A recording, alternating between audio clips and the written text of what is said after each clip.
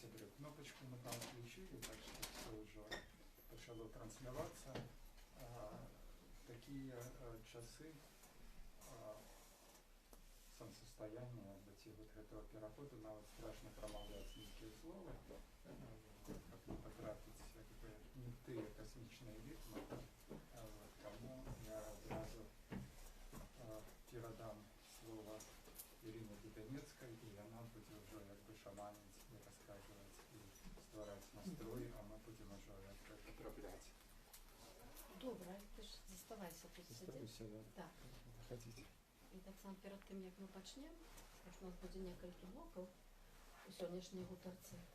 І коли у вас по охоте поустают задания, в принципе, можете задавать. Или что здесь? У меня вопрос первый. Что? Что-нибудь водить можно у нас? Можно. Вот это тут. Никто не против. Возьмите, но там 10, там Игорь еще зараз принесет.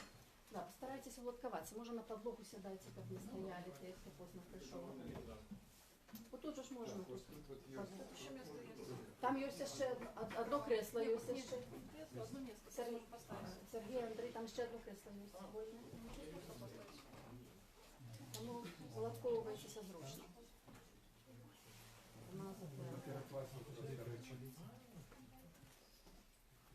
Тема, важная тема.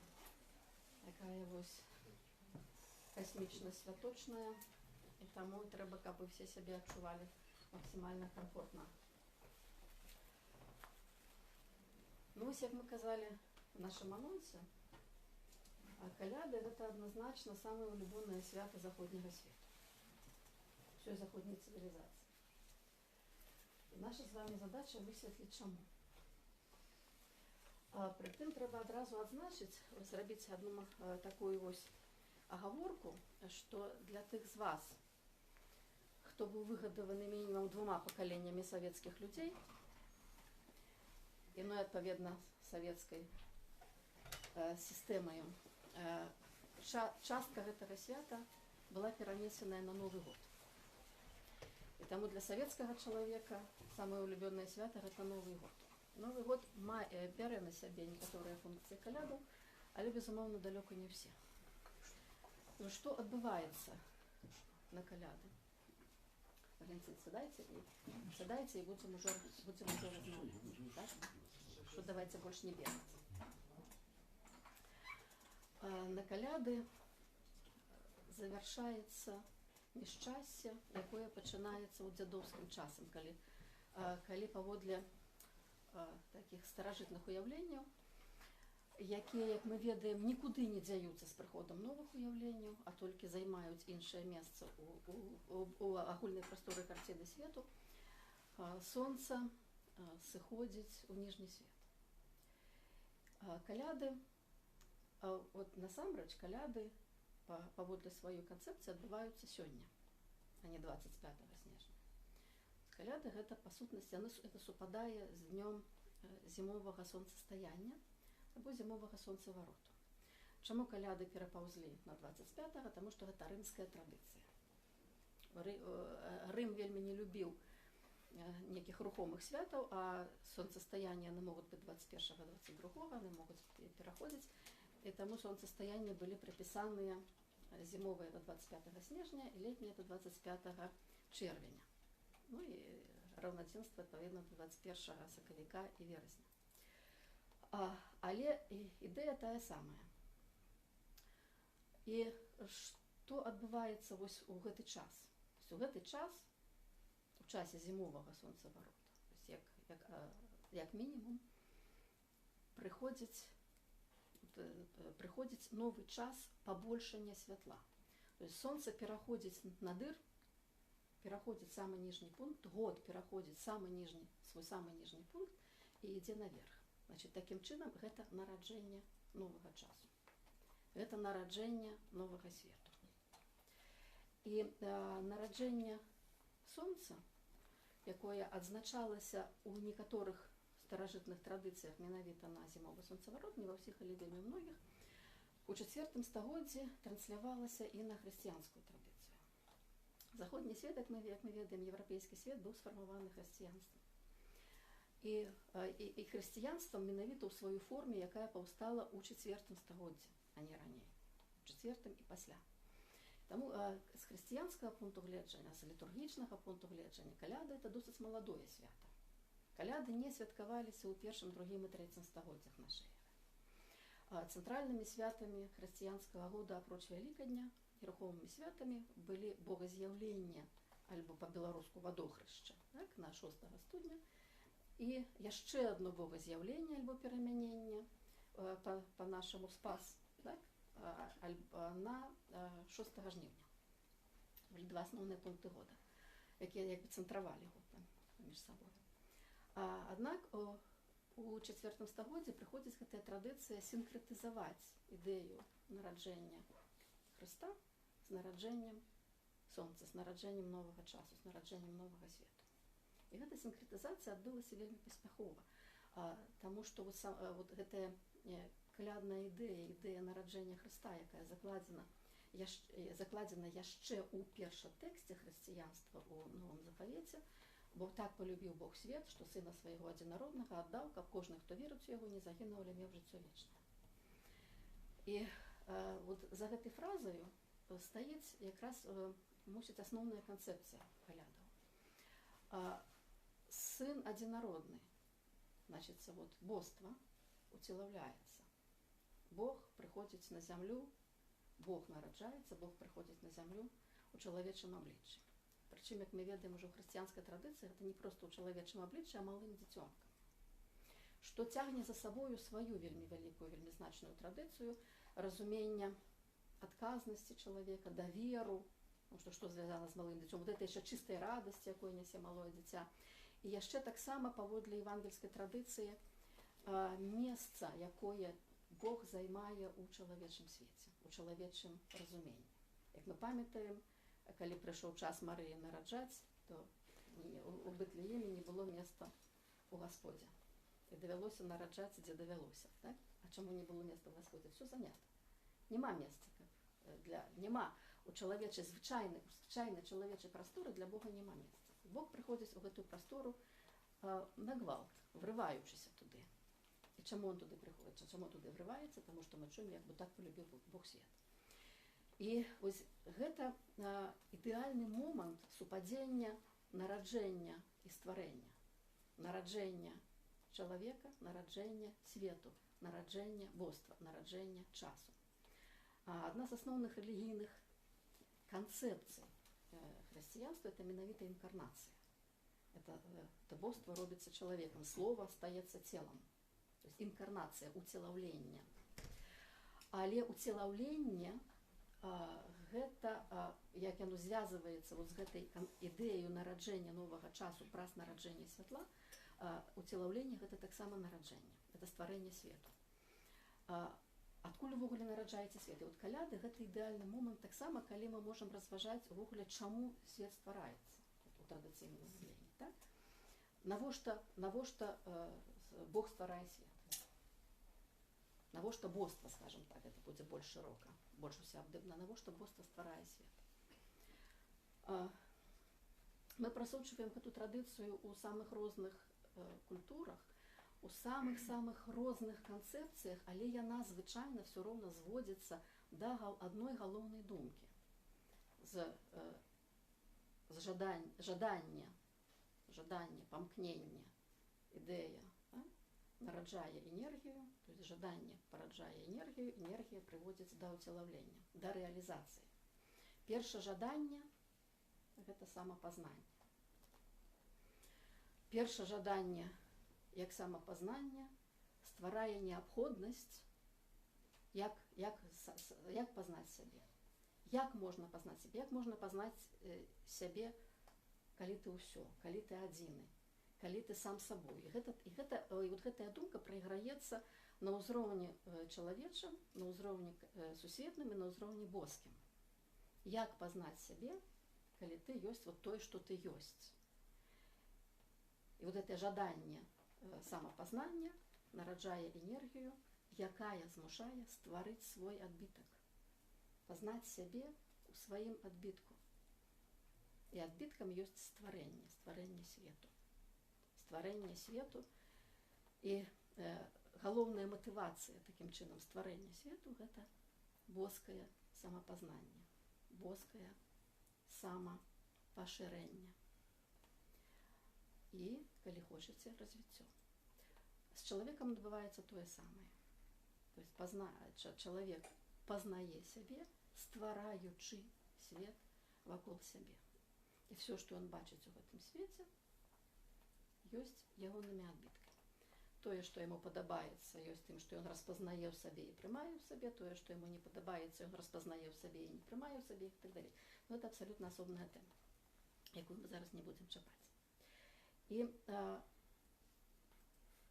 вот такім чынам чалавек у гэтым у калядным часе, тое, што прыходзіць праз традыцыю, тое, што прыходзіць праз грамадства, адчувае ў гэты момант, разумее гэты момант не толькі стварэння свету вялікага, як і стварэння свету свайго, і макракосм, і мікракосм. То есть і макракосм, і мікракосм, яны супадаюць у гэтым часе. Стварэнне макракосму і стварэнне мікракосму супадаюць у гэтым часе. І з гэтага выходзяць, па сутнасці, ўсе велізарныя буйныя традыцыі калядаў, якія вось праз 2000 гадоў развіваюцца і прыходзяць да нас у 21 стагоддзе у пэўным сэнсе ў змененым выглядзе. То есть штосьці мы па дарозе страцілі, штосьці мы пераасэнсавалі, а штосьці мы ўвогуле прыдумалі і набылі зусім нядаўным чынам. І вот гэтая вялікая вельмі традыцыя, зноў-такі вярнуўся да таго, што гэта самае улюбёнае свята, што адбываецца на гэта улюбёнае свята, гэта абавязкова людзі дораць адно аднаму падарункі, людзі загадваюць жаданні, чалавек адчувае, што штосьці мяняецца, чалавек прачувае вот гэты вот сам па сабе момант гэтага трымцення, прачування нейкай перамены, і ён прыпадае менавіта на гэты час новага стварэння, на час пераўстварэння сябе, пераўстварэння сусвету. І чаму гэта адбываецца, як гэта адбываецца, як праходзіць гэты працэс. Вот цэлы год свет круціцца так, як ён быў закручаны папярэднімі калядамі, свет ідзе сваім ходам, і маё чалавечае жыццё, вот індывідуальнае жыццё таксама ідзе сваім ходам. Штосьці ў гэтым жыцці, штосьці спрыяльнае, штосьці неспрыяльнае, штосьці пайшло, штосьці не пайшло, гэта тое, што ёсць чалавечая рэальнасць. Але кожны момант гэтай рэальнасці мае, выходзіць кудысьці глыбей і мае ў сабе магчымасці. Все, што пражываецца, стварае новыя магчымасці. І вот гэта і тое, што мы ўспрымаем пазітыўна, і тое, што мы ўспрымаем негатыўна, і то стварае магчымасці. І вот у гэты момант стварэння, гэтая сфера, скажем так, сфера рэальнасці імкнецца ў абдымаючую яе сферу магчымасці. І імкнецца супасці са сферай магчымасці. Сфера рэальнасці пашыраецца да сферы магчымасці, пашыраецца ў разы. А што далей за сферай магчымасці? Сфера рэальнасці плюс сфера магчымасці разам утвараюць сферу вядомага. Тое, што мы уяўляем, тое, што мы ведаем, тое, што адбылося, адбудзецца альбо можа адбыцца. Але за сферай вядомага яшчэ большая, акаляючая яе сфера невядомага. І ў гэтай сферы невядомага зноў-такі штосьці адбываецца, штосьці можа адбыцца, штосьці не адбудзецца ніколі. І вот гэтае ментальнае пашырэнне сферы рэальнага на сферу магчымага далей ідзе у сферу невядомага, у сферу таямніцы, і чалавек сам супадае з гэтай сферы, становіцца гэтай таямніцай. Чалавек адчувае гэтую таямніцу навокал. Чалавек адчувае таямніцу, містэрыю таго, што ёсць навокал. Чаму містэрыю? Таму што містэрыя гэта яшчэ ініцыяцыя, гэта яшчэ пераход, гэта яшчэ трансфармацыя. І вот гэты пераход, трансфармацыя адчуваецца ў гэтым часе. Мне моя мама, якая заўсёды святкуе Новы год, для яе Новы год вельмі важны, заўсёды казала, што вот як б'е гадзіннік 12 разоў, яна проста адчувае, як час праз яе праходзіць. Яна проста адчувае вот гэты рух часу, нараджэння новага часу. Вот гэты вот момант адчування. Гэта можна так сказаць, так? Хтосьці гэта адчувае па-іншаму, але чалавек у прынцыпе адчувае навізну, адчувае магчымасць, адчувае таямніцу, адчувае вот гэтае ў самім сабе, вот гэтае трапятанне, якое можа стварыць супадзенне сферы рэальнага са сферай магчымага і сферы вядомага са сферай невядомага, пранікненне сферы вядомага ў сферы невядомага. Вот, і таму як бы на гэты момант накладаецца вот вся канцэпцыя вот это стварэння і нараджэння. Яна набывае самыя розныя рысы. Яна выражаецца ў самых розных традыцыях. Вот, скажем, які яшчэ адзін вот абавязковы атрыбут. Каляда, вот бачыце? Па чым вы бачыце, што каляды? Бачыце калядную ялінку. Так? Паўстае калядная ялінка. Калядная ялінка як такая, гэта досыць новая з'ява. Яна вот, нараджаецца, фіксуецца паводле даследчыкаў у 19 стагоддзі ў Нямецчыне, вельмі хутка распаўсюджваецца на ўвесь свет. Але ідэя дрэва закладзеная ў каляды ад самага пачатку. Чаму? Таму што вот гэты свет, які ствараецца дзеля распазнавання сябе, дзеля пазнання сябе, гэты свет набывае нейкія рэальныя матэрыяльныя абрысы. І першая матэрыяльная абрыса – гэта фіксацыя гэтага свету, гэта цэнтрацыя гэтага свету. І дрэва заўсёды фіксуе і цэнтруе свет. І як толькі у вас зацэнтраваўся, зафіксаваўся свет, далей можна ўжо наварочваць самыя розныя структуры, гэтыя структуры ускладняць, пашыраць, разумець, што ў кожнай структуры ёсць свае структуры, якія складаюцца са сваіх структур і так далей. І далей все пашыраецца і развіваецца. Але застаецца цэнтрам вот гэтая вось, якая успрымаецца як дрэва. Чаму дрэва? Таму што дрэва мае карані, камель і вершаліну, якая вельмі ўдала адбівае вот гэтую традыцыйную індаеўрапейскую трохчасную канцэпцыю свету. Свет ніжні, свет сярэдні і свет верхні. Свет і ніжні, сярэдні і верхні вельмі па-рознаму могуць трактавацца. Гэта не абавязкова боскі чалавечы і там свет памёрлых. Не абавязкова. Это можна раскладацца вельмі па-рознаму, але так ці інакш гэтая трохчаснасць свету у дрэве вельмі ярка відаць. Але не толькі гэта. Дрэва спалучае ў сабе вот эту касмалагічнасць, касмічнасць, то есть эту цэнтрацыю свету, і таксама цэнтрацыю чалавека, таму што дрэва, гэта ж таксама, як верхні, сярэдні, ніжні свет, дрэва мае ў сабе ідэю часу, якое таксама чалавек успрымае трохчаснымі, як мінулае, цяперашняе, будучае, і як канцэпцыю чалавека. Чалавек, які супадае з сусветам. То есть у ідэальнай касмалагічнай канцэпцыі гэта ўкрыжаванне, супадзенне чалавека са светам. Але гэта яшчэ і, што для чалавека вельмі важна, асабліва у традыцыі, якая вымерла дзесьці ў канцы 20-го стагоддзя, гэта чалавек, які впісаны не толькі ў космас, але які впісаны ў род. Дрэва – гэта таксама яшчэ дрэва роду. Гэта таксама яшчэ дрэва мінулага, цяперашняга і будучага у чалавечым вымярэнні, а не ў касмічным вымярэнні. Таму на гэтае дрэва накладае, зноў-такі, это супадзенне чалавечага і касмічнага у ідэальным выглядзе. Ну і, адпаведна, гэтае дрэва ўсялякім чынам, чаму яно ўпрыгожваецца і мігціць свечкамі, а цяпер вагнямі, таму што гэта незвычайнае дрэва, таму што гэта дрэва, якое не проста ёсць гэтым ідэальнай восью чалавечага жыцця і касмічнай цэнтрацыі, але гэта таксама і дрэва гэтых спадзяванняў, гэтага новага, гэтых надзей, якія чалавек укладае на гэты момант трансмісіі, момант пераходу.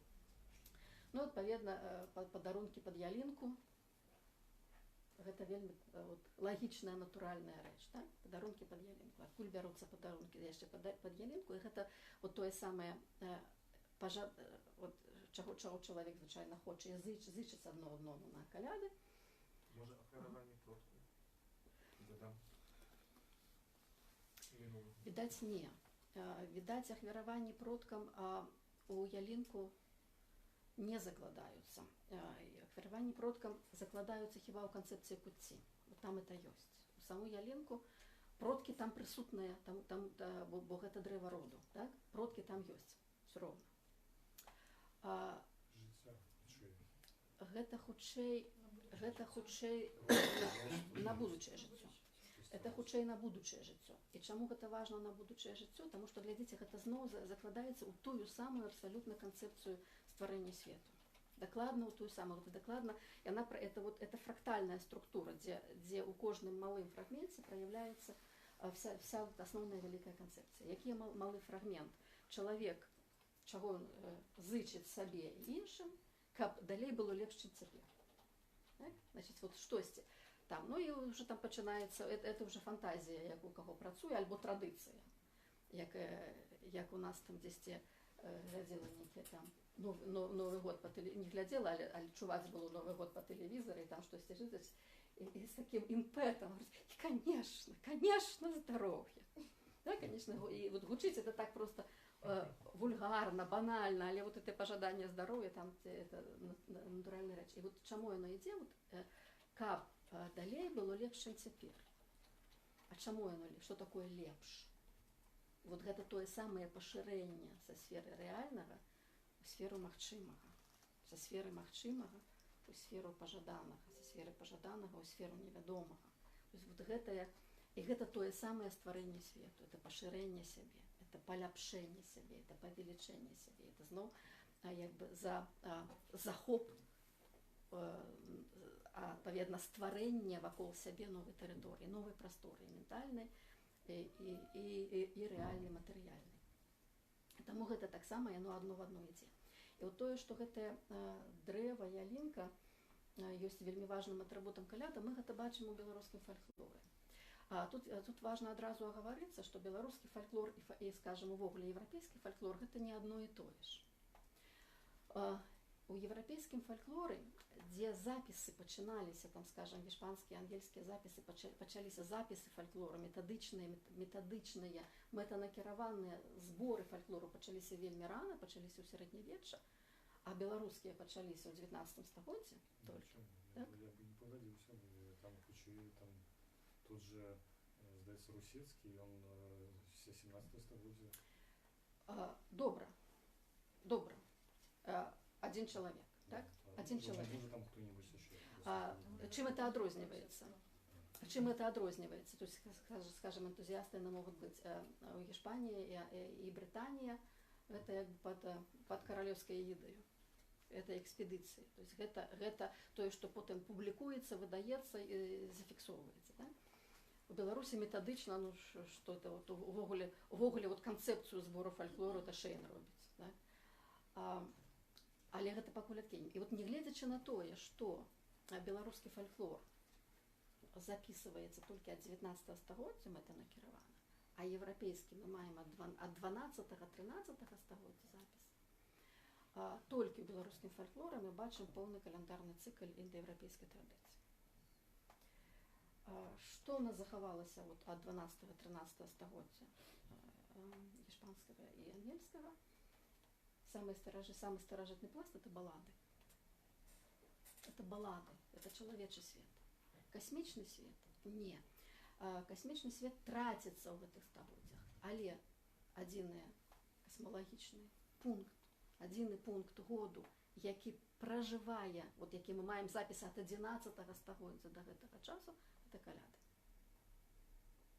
Уяўляеце сабе, параўнайце з беларускім фальклорам, дзе мы можам проста год раскласці на досыць дробныя кавалкі, так? Якія зафіксаваныя толькі ў песенным жанры, калі нават адкінуць усе астатнія. У еўрапейскім фальклоры перажывае стагоддзі толькі пункт каляды, як самы галоўны пункт зборкі часу, пункт зборкі свету. Прытым, з майго ўласнага досведу, калі я ўпершыню сутыкнулася з гэтымі Christmas carols ангельскімі, мне ўзнікла ўражанне, што параўнаць беларускія калядкі і ангельскія калядкі это як розныя планеты. Яны зусім прарозныя. Это зусім розная мелодыка, это зусім розныя ідэі, это зусім розныя вобразы. І я это пакуль набіраеш веду, пакуль не ведаеш, што я, пакуль не бачыш цэлай карціны, оно здаецца розным. Потым я высветліла для сябе, што тое, што спяваецца пераважна, што что вот самые популярные калядки, які якраз до мяне находзілі, это 19 стагоддзе. І вот калі я пачула ангельскія калядкі лацінамоўныя 11-12 стагоддзя, я пачула нават пазнала галасы, нават знаёмыя галасы, не толькі тая самая мелодыка, не толькі тыя самыя сюжэты, не толькі тая самая вот гэтая энергетыка, якую нясе калядны спеў беларускі, а нават пазнаеш галасы, нават пастаноўка голасу падобная. Так як цяпер это рэканструявана ўжо там у канцы 20-го, пачатку 21-го стагоддзя. І такім чынам мы бачым, што традыцыя супольная. Але вот дзеля чаго я пачала, калі буду казаць фальклор, я буду мець на ўвазе беларускі фальклор. З тае прычыны, што ён у разы найбагацейшы, найбольш распрацаваны. Тое, што мы маем цяпер. Так вось, у калядным фальклоры мы бачым дрэва, і канкрэтна ялінку, бачым не раз, і не два, і не тры. Мы маем рэфрэн «Зелёна елка зелёна», так? Мы маем вот такі-то вельмі глыбінны калядны сюжэт «На вашым дварэ дрэва стаяла». Так? Вы ведаеце гэты тэкст. На тым дрэве цясова краваць, на той краваці Божая маці сына гадзіла. Глядзіце, як зноў адзін тэкст звязвае все падзеі ў адно.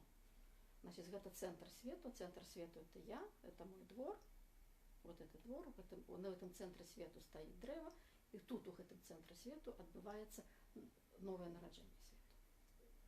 Нараджэнне боства, нараджэнне новага часу. Пры гэтым рэфрэн у гэтай песні «Раю раіўся, Христос нарадзіўся на вашым дварэ».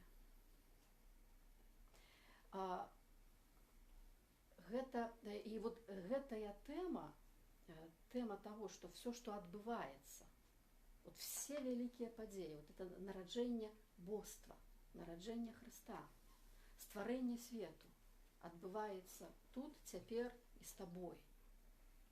Яно таксама праходзіць у фальклоры досыць ярка. Яно праходзіць, вот, а ў тваёй каморы сам Бог сядзіць, тэксты, так? Прысутнасць Бога за столом таксама праходзіць праз многія песні.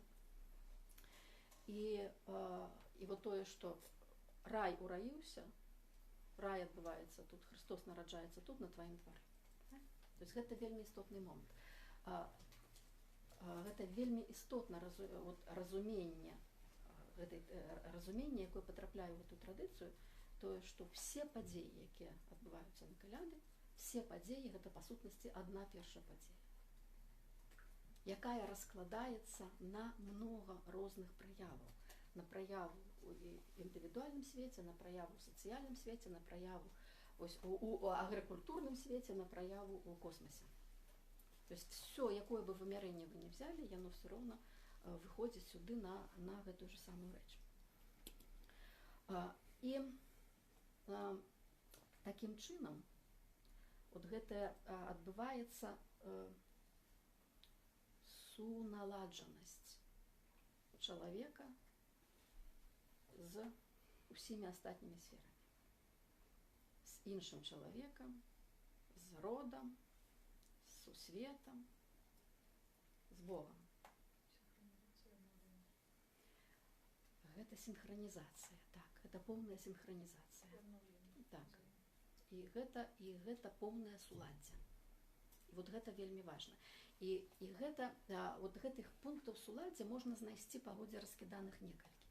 Але вот гэты пункт ідэальнага суладдзя, ён адбываецца на каляды.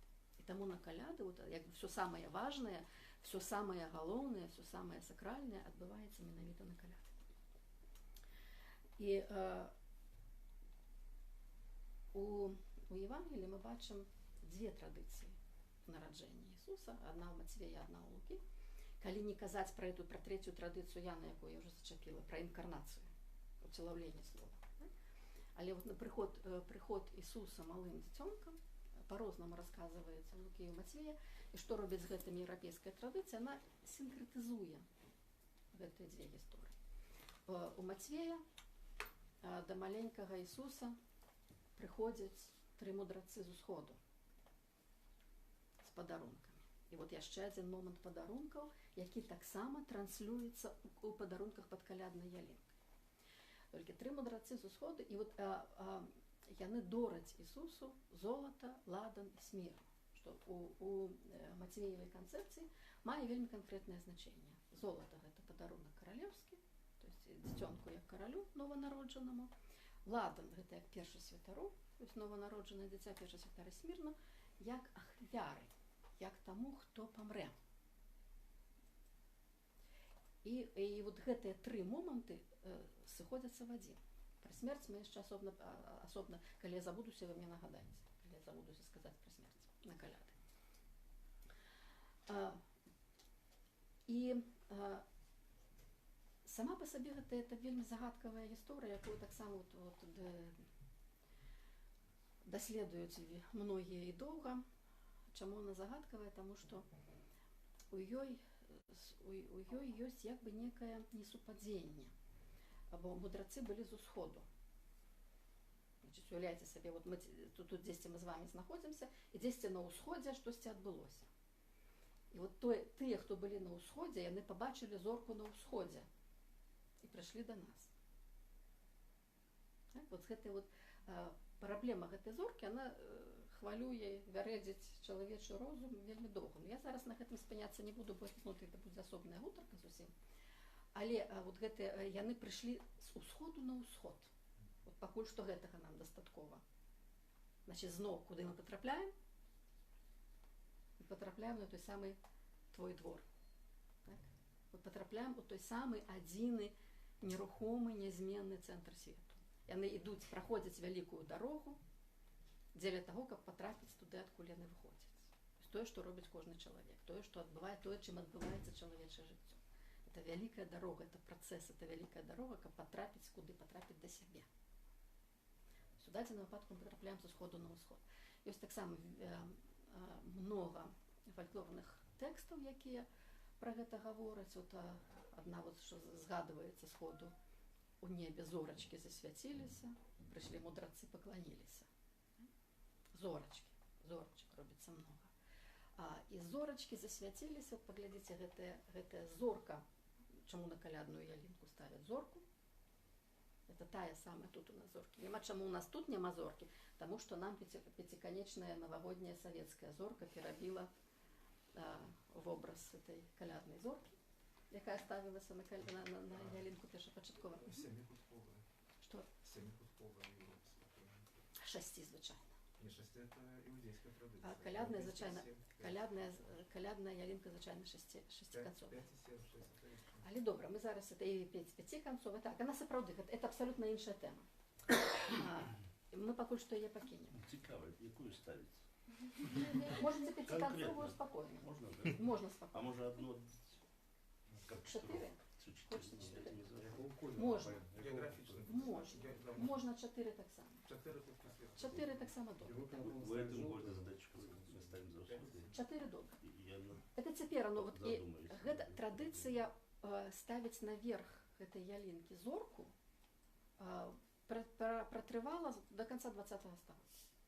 Уже ў канцы 20-го стагоддзя уже пачалі ўпрыгожваць, вот это уже так, тритоп, так, это анёл там, ці просто якая-небудзь постаць, ну што заўгодна. Анёлу вельмі любяць, так само садзіць, што заўгодна.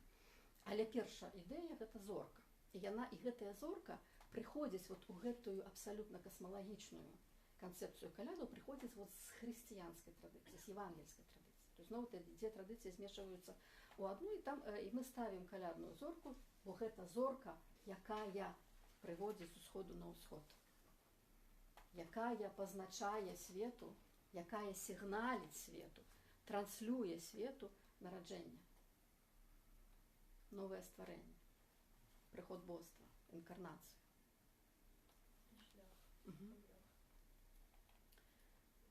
Можа быць.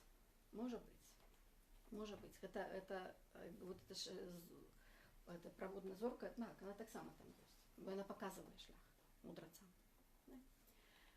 І от мы бачым, што прыйшлі мудрацы і пакланіліся, так? Вот это, так, там штосьці адбываецца. Барабаш. Уже почалось. Уже щось відбувається. Добре. У Лукі, ну там є ще далей, гэта песня, якую згадала пра небе зорачкі засвяціліся, прыйшлі мудрацы, пакланяліся, яна пераказвае Мацвееву гісторыю, каб забіць дзіця, Ірод сам пайшоў. І вот это не просто калядная песня, гэта тое, што мы называем батлійны псалом.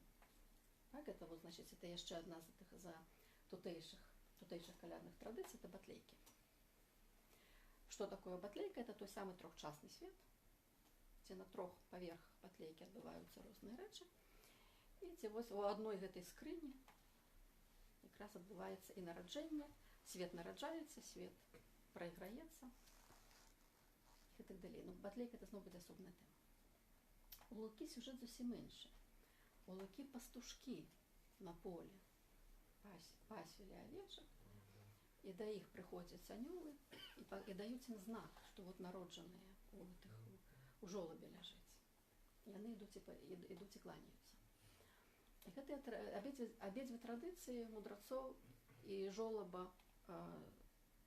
з жывёламі вакол мы маем у шопках, так, вот, якія таксама у Беларусі вельмі інтэнсіўна рабілі, дзе все традыцыі злучаны, дзе робіцца. І людзі робяць гэта ў хаце, людзі гэта выразаюць з чаго заўгодна, альбо там, але у хаце ставяць жолаб, у якім ляжыць народжанае дзіцятка, а вакол яго ўжо все персанажы з абодвух Евангеліяў. І могуць яшчэ іншыя персанажы дадавацца. Вот тое, што, вот паглядзіце тое, што зараз вот вбок вот разаб'ю гэтую энергію зараз скепсісам. Тое, што пастушкі пасвяць авечак у момант нараджэння Ісуса, гаворыць нам пра тое, што Лука абсалютна не меў на ўвазе калядны час. Ніяк. Там пастушкі. Так? Хутчэй за ўсё, Лука асацыяваў нараджэнне Ісуса з вясновым раўнадзенствам. То есть з другім вельмі важным пунктам году. Але вот у гэтай... Але ж там у тых краях увесь год цёпла. І Не. зімой траўка ёсць. Не. Дзе Бэтлеем, там ані траўкі, ані цёпла асабліва. Там пясок, там увогуле нічога не пасвіцца. Пасвіцца. Там пасвіцца, все там пасвіцца, але пасвіцца не ўзімку, конечно. Гэта не экватар, не трэба Бэтлеем блытаць з цёплымі краямі зусім.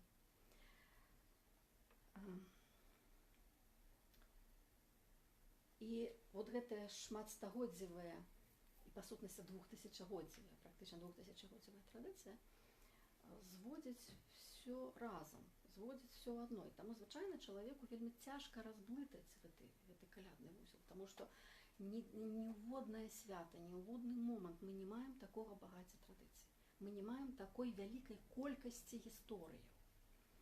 І вот калі мы іх з вами пачнем разблытваць, мы все, безумоўна, з вами не зробім сёння, таму што это вельмі много ўсяго, мы толькі вот пазначым нейкія вехі, але калі мы пачнем все разблытваць, то мы все роўна прыйдзем вот у гэтае першае жаданне, якое стварае свет, якое нараджае энергію, якая імкнецца да рэалізацыі жадання.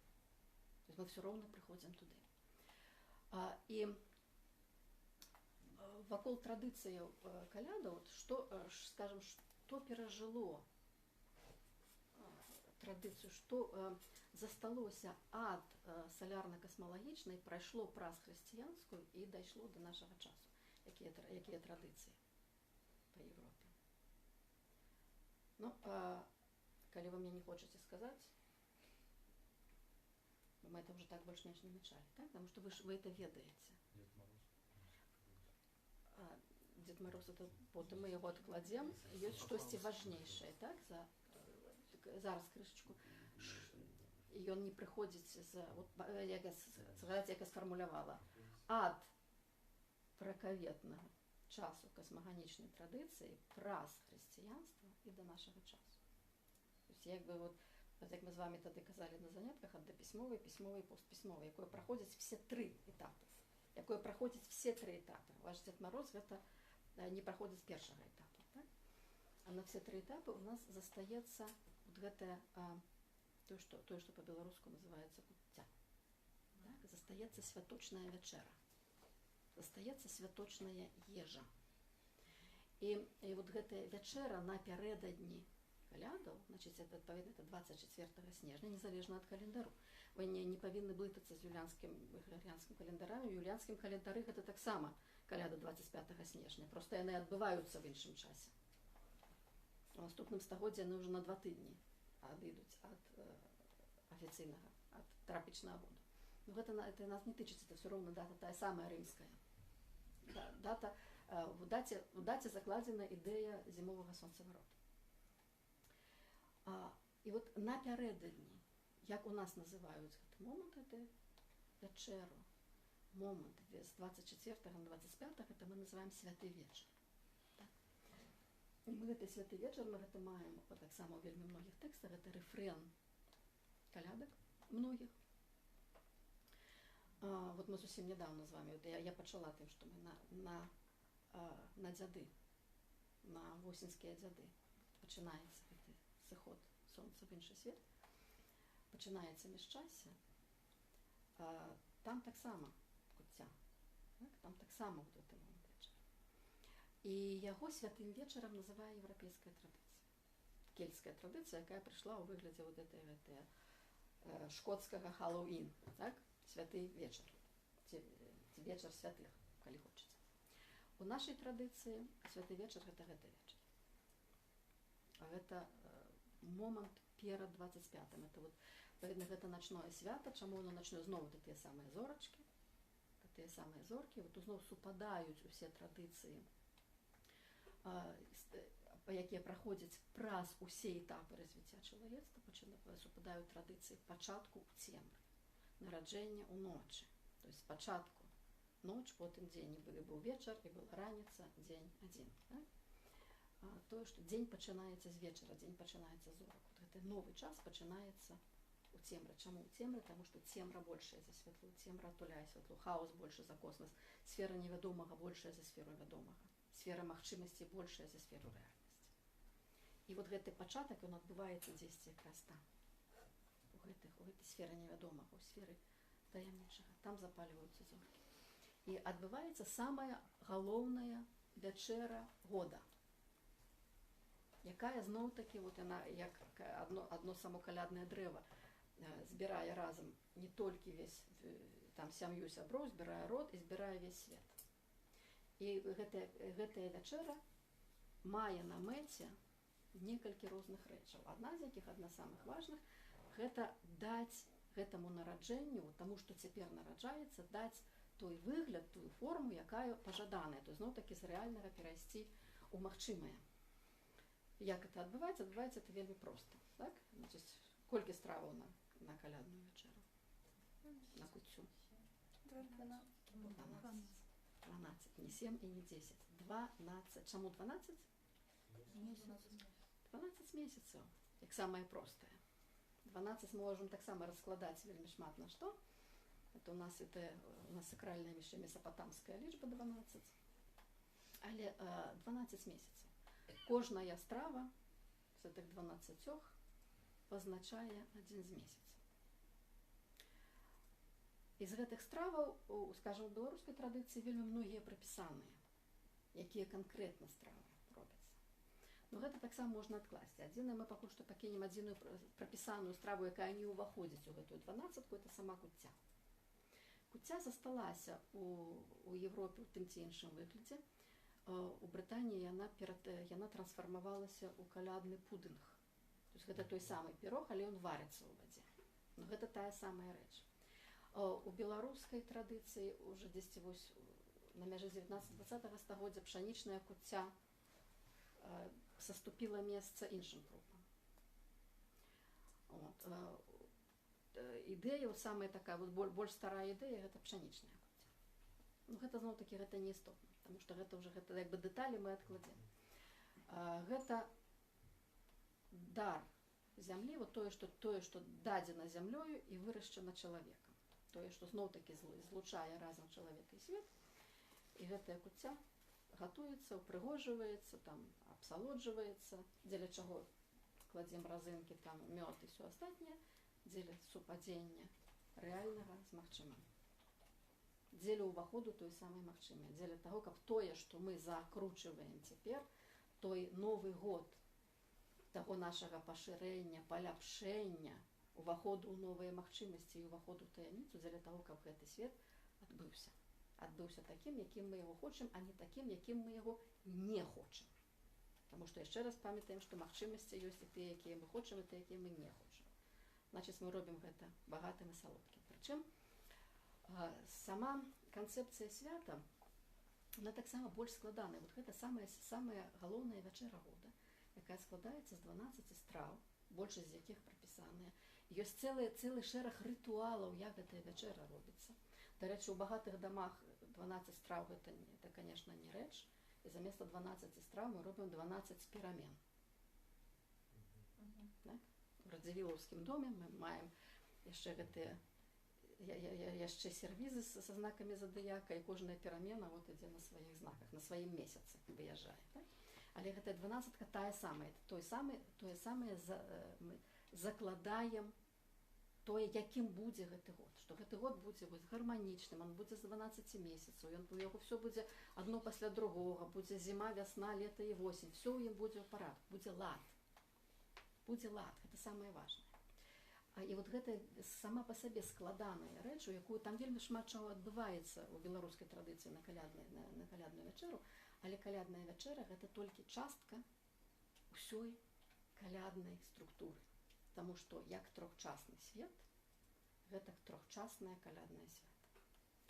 Вот цікава, што брытанская традыцыя гаворыць пра 12 дзён калядаў. Яно ўваходзіць у песні, хаця насамрэч это калі вы іх палічыце, іх 13, без 24-го. Это ад 25 до 6. Это будзе 13 дзён, а ніяк не 12. Але хто будзе казаць пра 13? То есть, ну так склалася. І вот тое, што яно в рэальнасці 13, ніяк не ўплывае на тое, што іх насамрэч 12. Іх 12, это 12 дзён калядаў. Таму што гэта 12 дзён, якія маюць у сабе всю поўню года. А год мае ў сабе всю поўню космасу. То есть вся поўня прасторы і часу закладаецца ў гэтыя 12 дзён калядаў.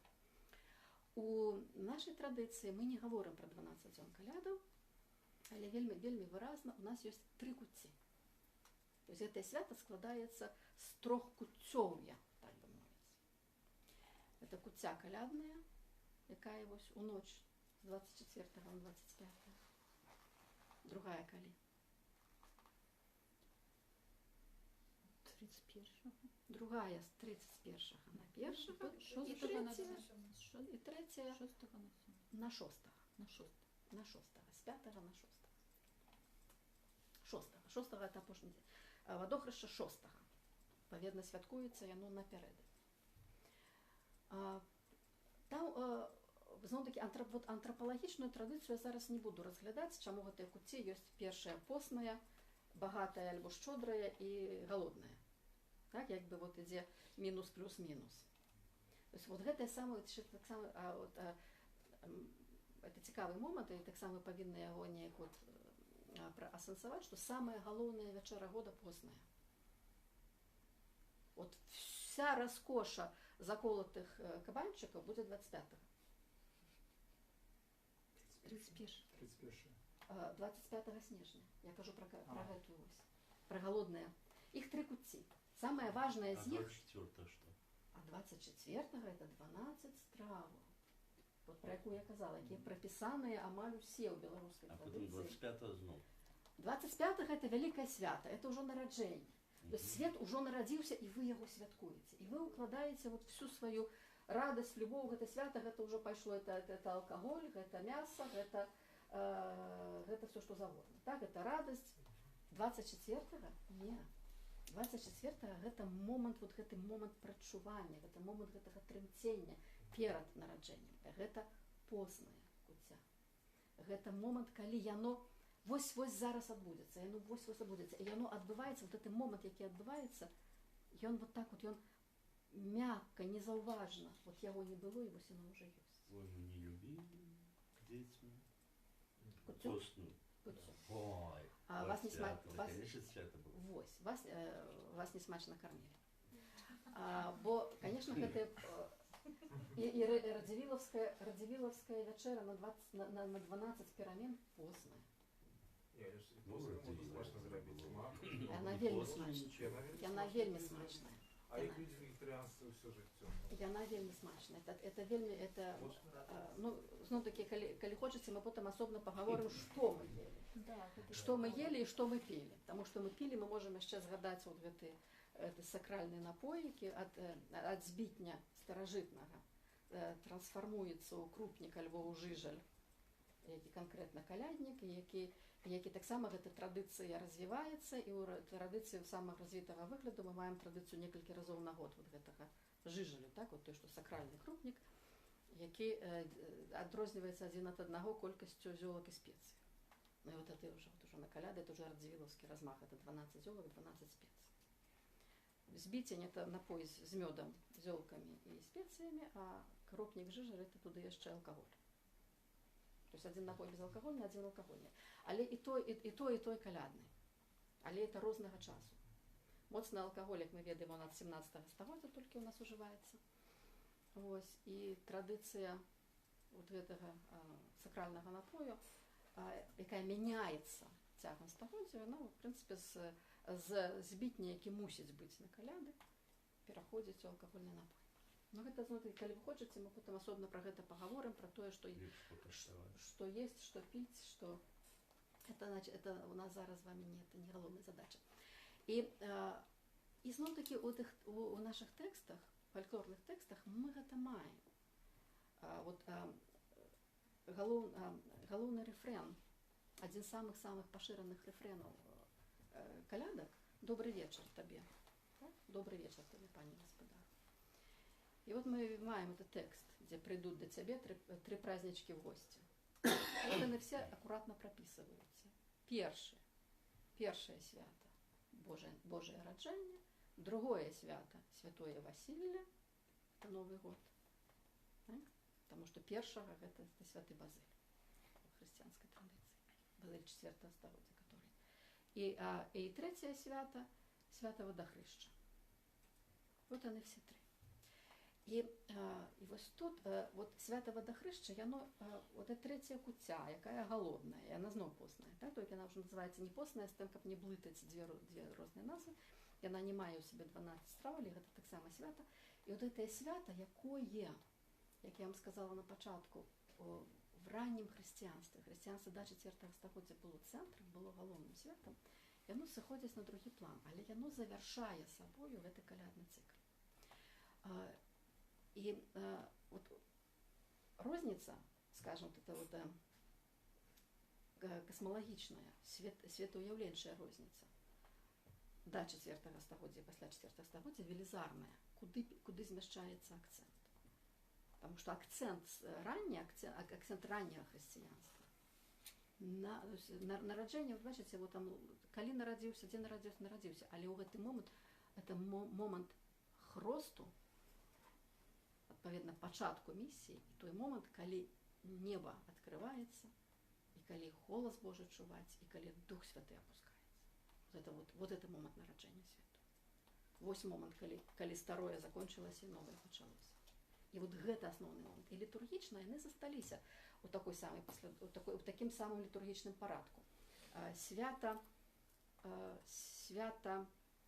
Богоз'явлення, Теофанія, застається большим літургічно, чим коляди. Важнейшим. Тобто, якби з літургічного пункту гледження, це свято важнейше. Але акцент, коли акцент змістився на інкарнацію, на увособлення, на втілення, відповідно, який супав з народженням нового часу, з народженням сонця, відповідно, акцент перенесся сюди. Это легализация христианства, когда была. Перестало быть саправдным христианством, а уже... Яно не перестало, яно сталося саправдным христианством. християнством. Новый год, и все молитесь. Яно сталося саправдным. Тое християнство почало развиваться у тым выглядзе, які мы его маем теперь, от 4 століття. До 4 століття это подрахтовчий момент. Гэта сапраўды розніца ёсць. Ну, там многа вельмі, зноў такі іншая зусім тэма, але для нас важна, што гэты акцэнт змясціўся. І акцэнт, калі ён і адзін акцэнт, і другі акцэнт быў ўсё роўна на пераходзе, на пачатку, на тым, што адно закончылася, пачынаецца новы час, пачынаецца новы свет. Толькі вот у гэтым змешчанай традыцыі свет пачынаецца на каляды. Новы свет, новае развіццё, новы пачатак пачынаецца прыходзіць на каляды. І вакол гэтага, па сутнасці, закручваецца ўсё. Такім чынам, што каб не забыцца яшчэ, ёсць яшчэ ў беларускай традыцыі яшчэ некалькі ўзроўняў успрымання калядаў. Пра што мы яшчэ з вамі казалі? Мы вельмі мала з вамі казалі пра сацыяльны аспект калядаў, так? Мы яго таксама можаце уже з апошняга, з канца 20-го стагоддзя можаце згадаць песню на слова Михайла Непадыстава пра чаканне калядаў. Памятаеце яе, так? От там вельмі добра гэта гучыць. Гэта сумяшчэнне і несупадзенне індывідуальнага і сацыяльнага. А Куццю Купалов, калі будзе говорить? Зараз. Я якраз да яе якраз і прыйшла. Бо куды я зараз ішла? Я ішла да таго, што, на маю думку, ёсць, відаць, адным з цэнтральных, адным з самых асноўных тэкстаў беларускай літаратуры, адпаведна беларускай традыцыі, таму што беларуская літаратура ў 19 і там амаль праз усё 20-е стагоддзе брала на сябе функцыю і філасофскай традыцыі, і касмалагічнай традыцыі, і багаслоўскай традыцыі, таму што ні філасофскай, ні багаслоўскай традыцыі цягам 19 стагоддзя не развіваліся зусім, і гэта все выходзіць у літаратуру. І от ёсць такі цэнтральны абсалютна тэкст, які так і называецца «На Куццю». Тэкст, які Валянцін цяпер згадаў, кажа, калі мы пра Купалу будзем казаць, так? Купалаўскі тэкст «На Куццю». У гэтым тэксце будзе, там, зноў-такі, это абсалютна асобная гутарка пра паэму Янкі Купалы «На Куццю», але вот зараз мы яе абавязкова крышачку па ёй пройдземся, і вы проста пачуеце ў ёй трохчаснасць свету і трохчаснасць, якая ёсць у ялінцы, і вот гэтая трохчаснасць душы, соцыума і космасу, у якой все падзеі адбываюцца адначасова, от як адбываюцца все на вашым дварэ, калі весь свет нараджаецца на вашым дварэ. І паэма, у якой сапраўды вымярэнняў вельмі многа, але хто з вас яе ведае?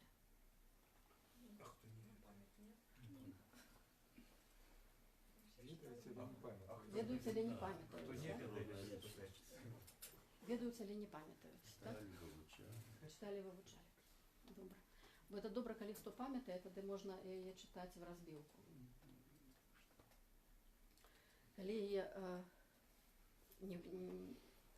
тыя, хто ведаюць, не памятаюць, а астатнія не ведаюць, а не памятаюць, давайте зараз. Ведаюць, але не памятаюць. Ведаюць, але не памятаюць.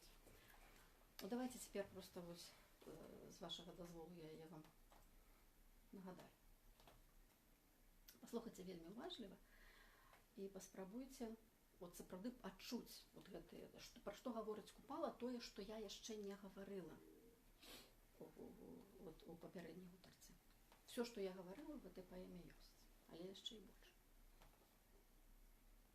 Там будзе адразу ў другім радку слова «срыбны», «срыбны снег». Вы яго не пабачыце. Два слова пра гэтую паэму скажу зноў сацыяльны аспект.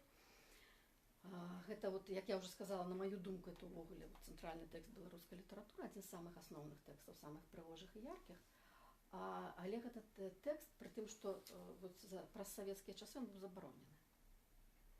Ён быў надрукаваны упершыню за многія дзесяцігоддзі, упершыню надрукаваны на 100годдзе Купалы ў 1982 годзе у кніжцы, якую выдала выдавецтва юнацтва, якое называлася «Выйдзе сэрцам як спаходній». Это слово скупала з другой ягонай грандыёзнай паэмы, якая называецца «Купальскую ноч». Там, дзе зноў прайграецца сусветная містэрыя. І рэдагаваў яе Разанаў, всю эту кніжку. Праз тое, што я рэдагаваў Разанаў, і праз тое, што гэта быў ужо 82 год, то есть штосьці ўжо было можна. Ён у гэту кнігу вставіў цэлы шэраг тэкстаў, якія ніколі нідзе не друкаваліся за многія, за все, прынамсі, пасляваенныя дзесяцігоддзі. І гэтая кніжка, она тады ашаламіла ўсіх. Можа, хто з гэтым сутыкнуўся, ён гэта памятае. Гэтая маленькая шэранькая кніжачка, прыгожая, вельмі прыгожая ілюстраваная, яна вельмі много каму просто перавярнула свет. Ну, але адзін з самых пераварочвальных момантаў, то, безумоўна, паэма на куццё. І, на маю думку, гэту паэму варта ўсім беларусам на куццю чытаць. Хаця б раз на год яе чытаць. Калі яе не памятаць, то хаця б яе ведаць. Ну, конечно, яе вывучаць і ў школах, і паўсюль, каб яна, ведаеце, гэтыя цытаты з яе з вушэй лезлі. Таму што яна вартая таго. Так вот, і што сказаць, дзеля чаго я згадала эту гісторыю, Разанаў паправіў одну адзіную рэч у гэтай паэме. Ён пакінуў купалаўскі тэкст, паправіўшы одно слово, пра што ён потым каяўся. Вельмі шкадаваў. Ён срыбны памяняў на срэбны. Не, ён свядома гэта памяняў. Это была рэдактарская, ну, штось тады яму, это быў 82 год, слухайце, слова срыбны не гучала. Оно цяпер гучыць. Таму мы будзем, конечно, казаць срыбны. Ну, поехали. На небе зоры ўжо блішчаць. Зараз яшчэ раз пачну, бачыце, зоры, зноў з чаго мы пачынаем, так? На небе зоры ўжо блішчаць, на полі срыбны снег іскрыцца. На бел свет дзівы выпраўляць, пляцецца ночка чараўніца. Глуш абнялася з цішыной і спавівае всё ў чары. Паўзуць і сеюць морак свой старым парадкам цені мары. І з пушчы выпаўз бледны звод, глядзіць сліўнём на долы горы, і тут і там пускае ў ход свае нямыя загаворы. І тут і тамка свой прыгон распасцірае царства ночы. Салодкі сон, магільны сон, смяецца свету ўсяму ў вочы.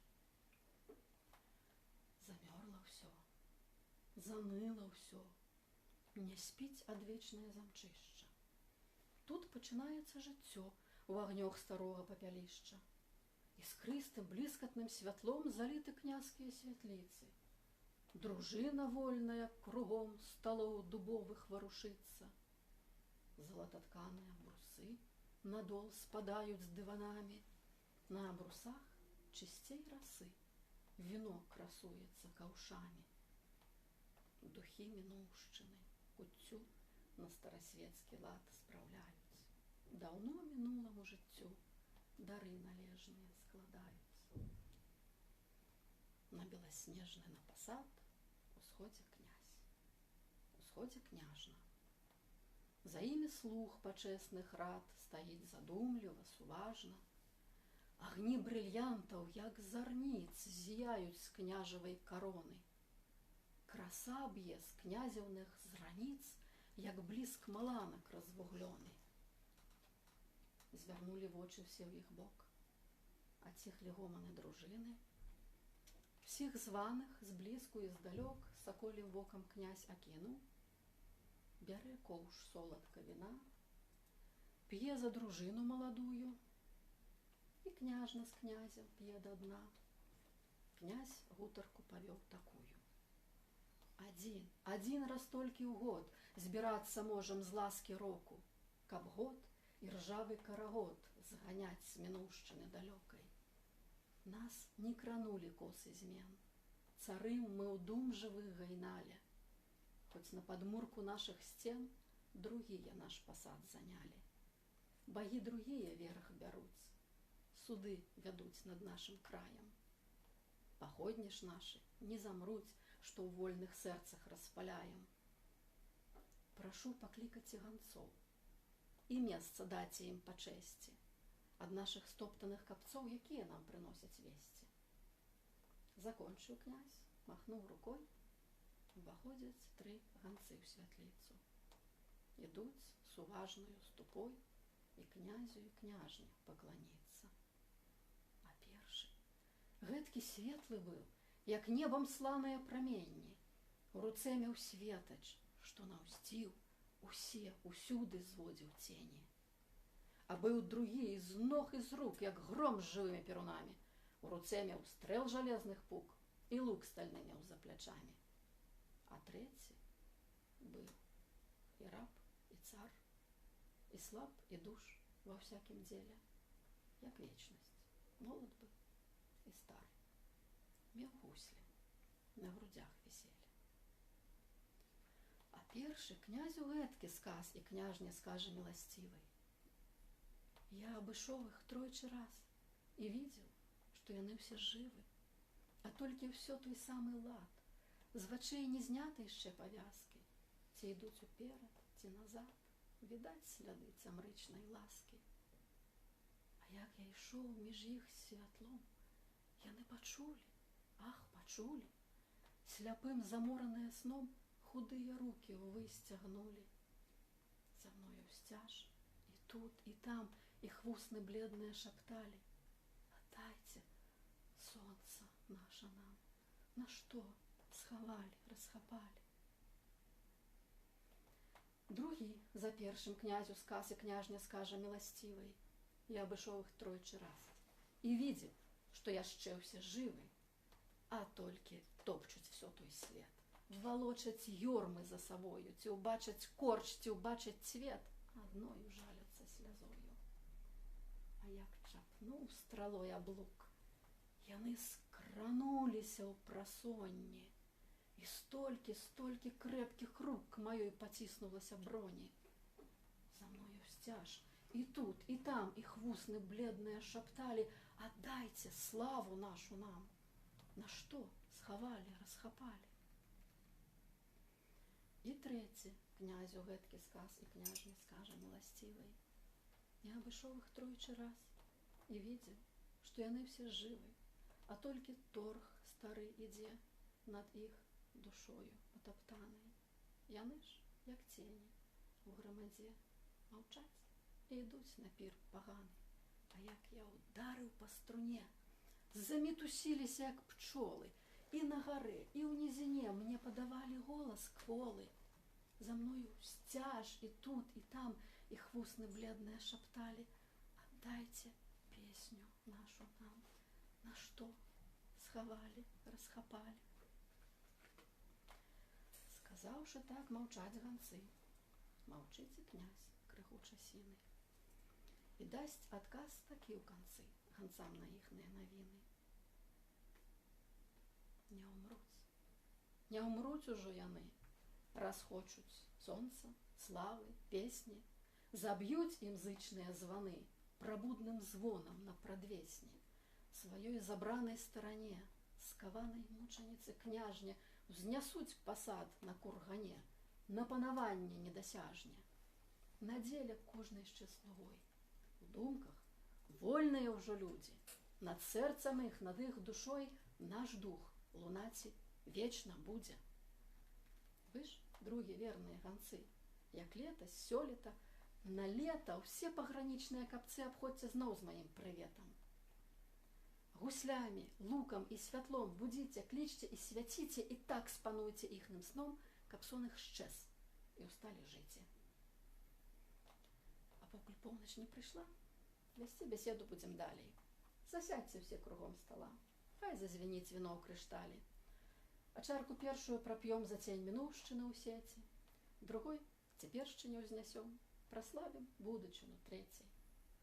Садзіцца княжна, князь, кругом, садзіцца вольная дружына, шуміць беседа за сталом, плыве часіна за часінай і разгараецца мацней, паходня радасці забыты, і светазарнасцю сваей вясёлкі сее самавіты. Ямчэй нацягваецца лук, цэль рассякаюць агнястрэлы. Дрыжыць ваўчына і павук, дрыжыць прыблудак ачарнелы. рахкочуть гуслі, звону звон, на бел свет розгалас нясецца, як бел свет коціцца разгон, і ў думках казкай раздаецца. Плыве шумліва, як рака, беседа вольная такая, а ўжо невідзіма рука на небе поўнач адзначае. Залопаў крыльямі пятух і нікне, всё ў замчышчы. Замоўк разгул, агонь патух, старое згасла пепелішча. На пустку збрыўшы, воўк завыў, пуціну заяц перамер. А быў тут хто? Або не быў? І так, і гэтак мала веры. І так, і гэтак свой прыгон распасцірае царства ночы. Салодкі сон, магільны сон, смяецца свету ўсяму вочы.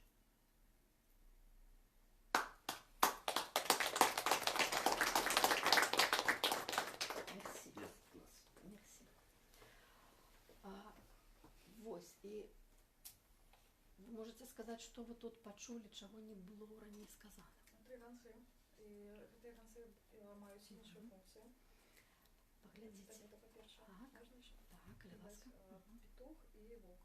Яшчэ гэтыя істоты вы не упаміналі, але ж яны вельмі старажытныя. Все впісаныя у сказаныя. Што робіць певень? Пачынае новы дзень.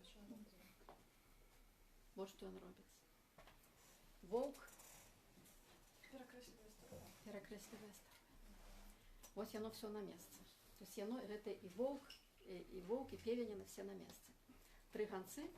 Што за паглядзіце, што адбываецца. Паглядзіце на трохчаснасць, просто на відавочную трохчаснасць свету. Ёсць князь, які кіруе ганцамі, ёсць ганцы, якія даглядаюць свет, і ёсць людзі ў гэтым свеце. І там, дзе вельмі шмат што адбываецца. І вот тут вот я вам казала, што трохчаснасць, яна бывае розная. Гэтая трохчаснасць, ніжні свет, свет людзей. Сярэдні свет, свет ганцоў, і верхні свет, свет князя. Так? І ганцоў 3, якія бяруць на сябе вельмі важныя функцыі. Ну, зноў такі, як я вам казала, што мы гэта можна калі-небудзь зладзіць увогуле асобную гутарку па Івану Куццю. Таму што там сапраўды вельмі шмат чаго важнага. Ось, а дзесьці вось нашу сённяшнюю гутарку я хочу зараз вот перадаць вам, якія у вас цяпер каментары, пытанні, і мы тады далей будзем гаварыць. Ну, наконт збору фольклору я просто филолог по доказу. Нам рассказывали то, что фольклор почал разбираться на хвале нараджения и развития романтизма, совпадало с огульноевропейскими тенденциями. Это был конец 18-го. Так, глядзіце, это не зусім такая гісторыя. Ну, сапраўды, вот мы уже згаданы 17 стагоддзе, так? Совпадение есть. Нет, тут ёсць супадзенне. Вельмі мала дзе пачаў фольклор збірацца вельмі рана. Вот як я ўжо казала. У нас ёсць вельмі старажытныя запісы фольклора. І вот калі у нас досыць, адносна захаваная літургічная царкоўная спеўная традыцыя, то фольклор захаваны нашмат горш. Таму што фольклор все ж таки суб'ект усіх трансфармацый у свеце. То есть ён і суб'ект і аб'ект адначасова. То есть ён перажывае гэтай трансфармацыі. Тут можна яшчэ казаць асобна, чаму ў Беларусі фольклор захаваўся лепш, чым у астатняй Европе, напрыклад.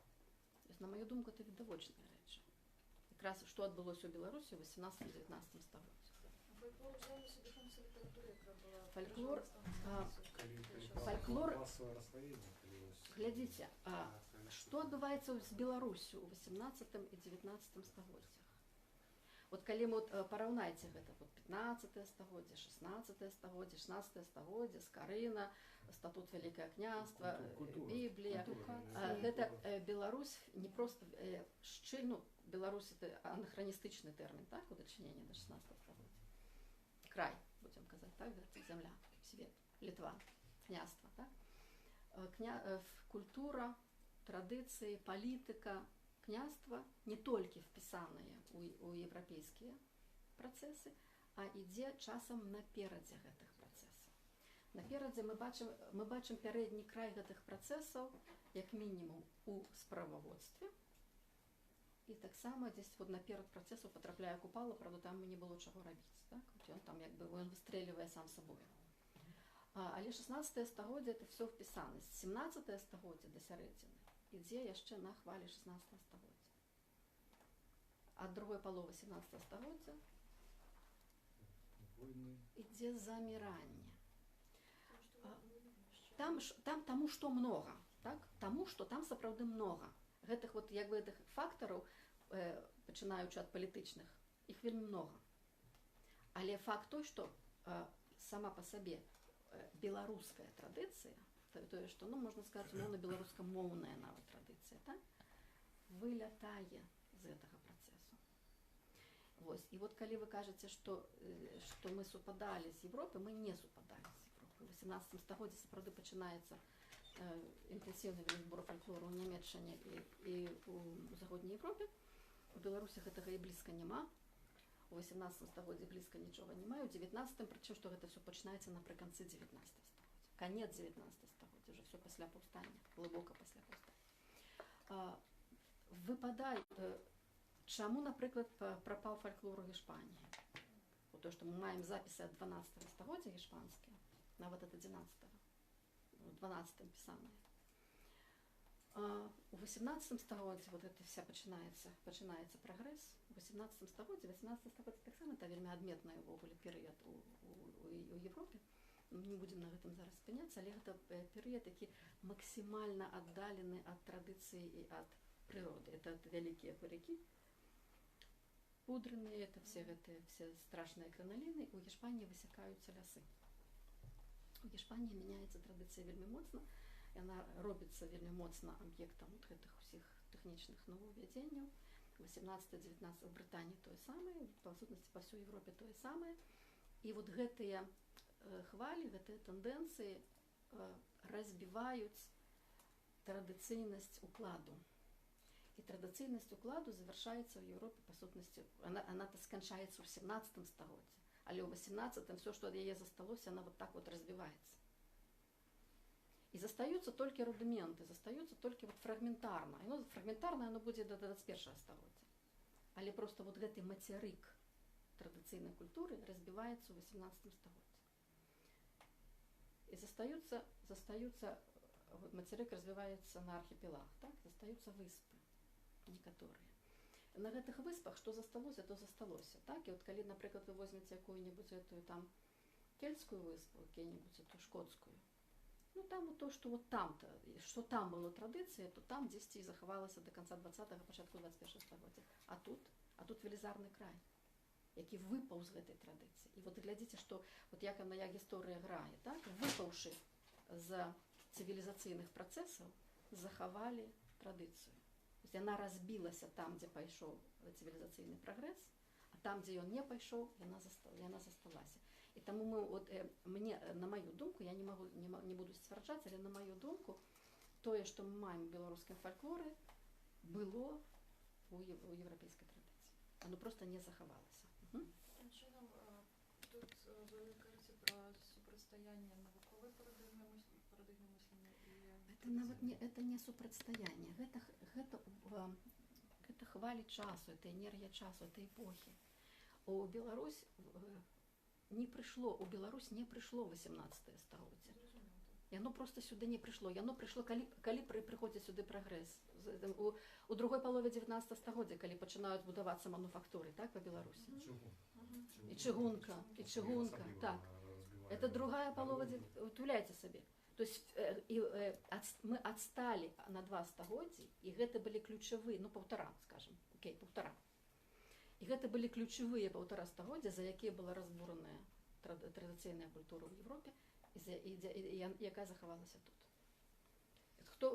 Вот бачыце, дзесьці прайграем, дзесьці выйграем заўсёды. Ну, оно так атрымліваецца. Але дзесьці, оно ж і свет так працуе. Тое, што, бачыце, тое, што было каштоўным, оно разбурылася, захавалася тут. Так. Менавіта. Можна, вы просили нагадать про смерть у концепции Росла. Дякую. Наконт смерти. Потому что мы вот у космоганічнай карціне мы хутчэй гаворым пра канец аднаго, пачатак другога. Завяршэнне і пачатак.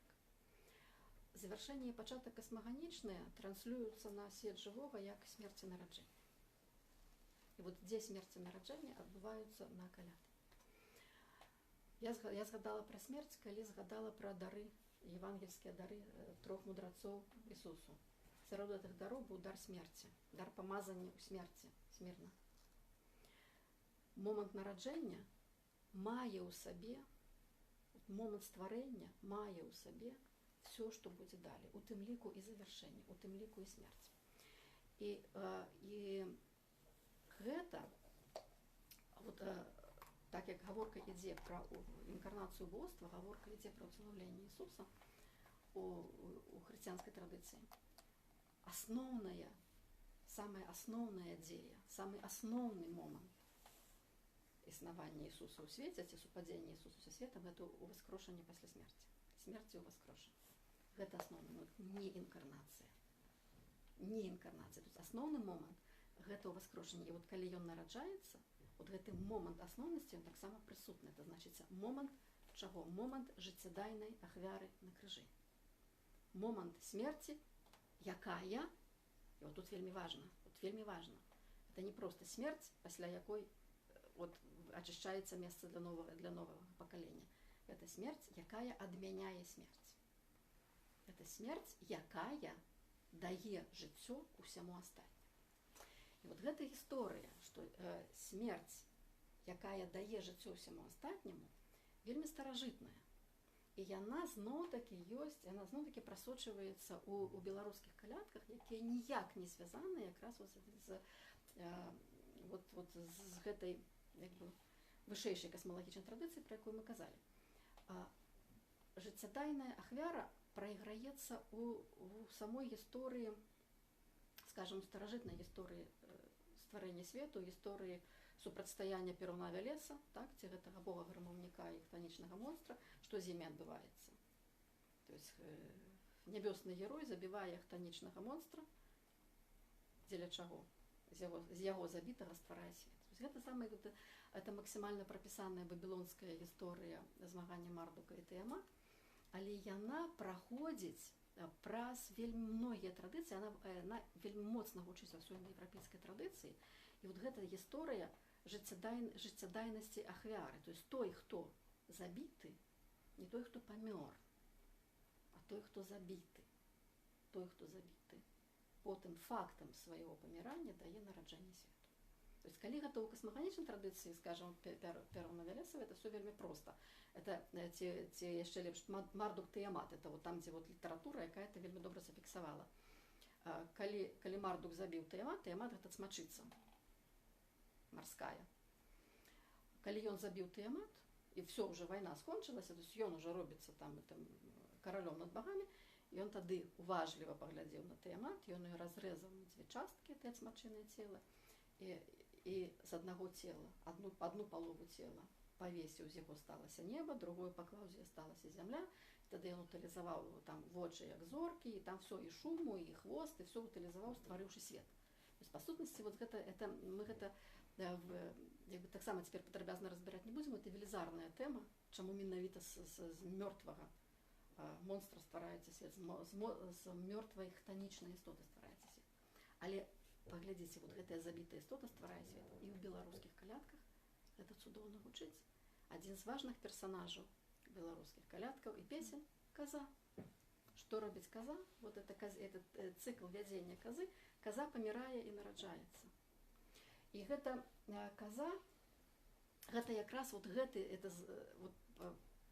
это рэха традыцыі смерці і ўваскрошання, так? Але это жыццядайнай смерці і жыццядайнае ўваскрошання, таму што функцыя казы, простая, відавочная функцыя, она вельмі проста, это дабрабыт.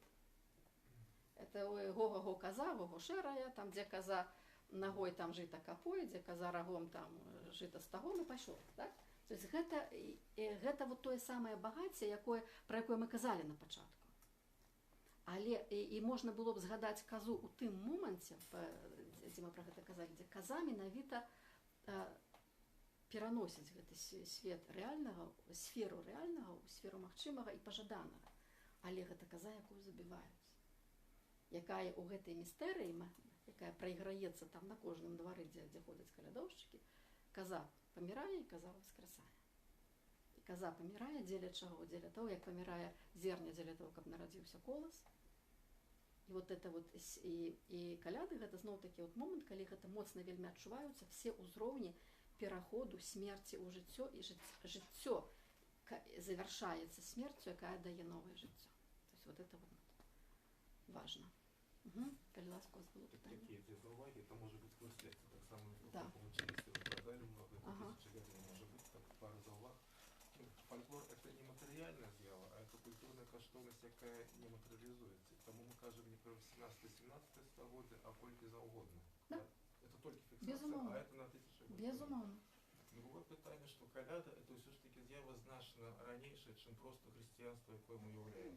Ну, мы же про это сказали. 400 год, ці другое століття, ці 2000 год тому значно раніше. Да? У єгипетських фресках описання євангельських історій. Так? І вона повторалася і 5000 год тому назад, і ще в часи Атлантику,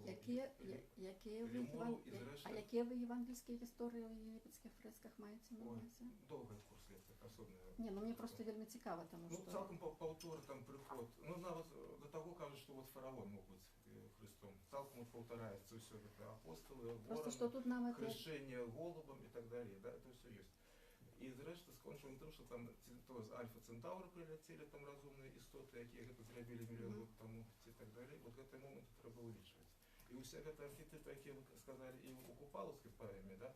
Ну там так само бачно намеки там на лазери, на літаючі талерки, суперцивілізації і так далі, які там відовочно прочитываються, але ведається, що треба вирішувати різні уровні сакралізації.